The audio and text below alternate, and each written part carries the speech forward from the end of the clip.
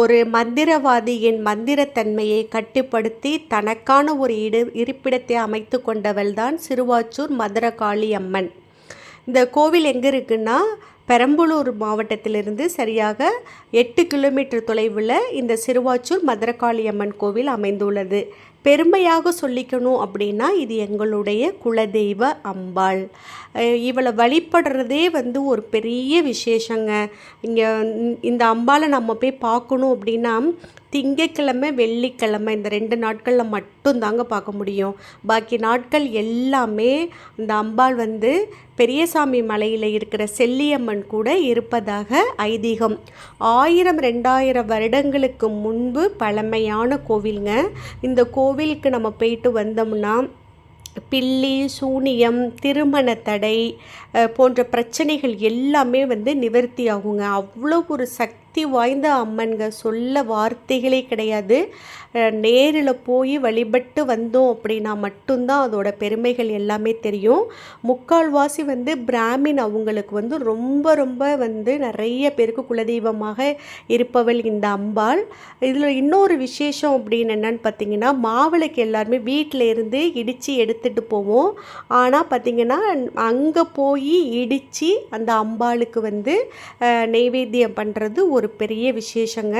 இந்த கோவில் பார்த்திங்கனாக்கும் திறந்திருக்கும் நேரம் பார்த்திங்கன்னா 6:30 மணிலேருந்து 9 மணி வரைக்கும், வாரத்தில் 2 நாள் மட்டும்தான் திறந்திருக்கும்.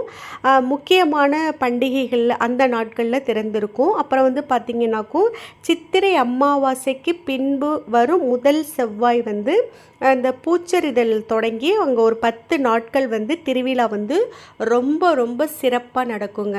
அதில் இன்னொன்று பெரிய ஹிஸ்ட்ரி என்ன அப்படின்னா, இந்த அம்பாள் எப்படி இங்கே வந்தாங்க அப்படின்னா, தன் கணவனுக்கு இழைக்கப்பட்ட அநீதியை கண்டு மனம் பொறாமல் மதுரையை எரித்திட்டு அந்த வழியால் கோபமாக வர்றாங்க. இரவு நேரம் வந்துருச்சு. இரவு நேரம் வந்த உடனே இவங்க கண்ணுக்கு இந்த கோவில் தென்பட்டது.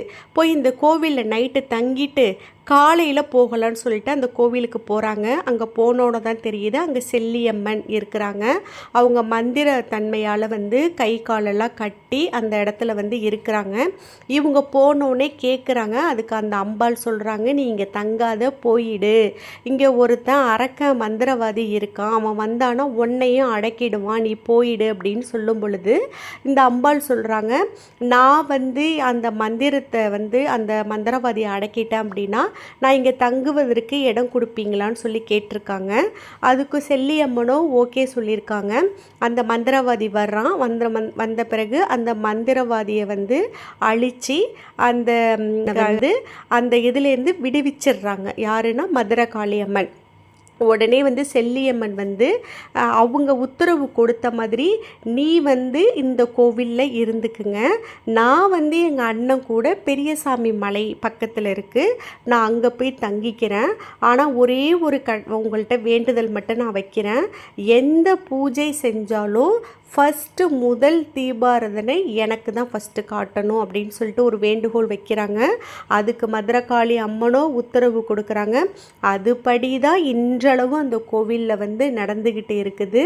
ஒரு முறை வாய்ப்பு கிடைக்கும் பொழுது கண்டிப்பாக போய் அந்த அம்பாளை தரிசனம் பண்ணுங்கள். நிறைவான மனசோடு நீங்கள் வருவீங்க. இது என்னோட குலதெய்வம் அப்படிங்கிறதுக்காக நான் சொல்லவே கிடையாது. அந்த சிறுவாச்சூர் மதுரகாளி அம்மா அப்படின்னு சொன்னாலே ஒரு மனம் புரியாத ஒரு தெய்வீகம் வரும். கண்டிப்பாக நீங்களும் போய் அந்த அம்பாளோட ஆசையை பெறுங்க.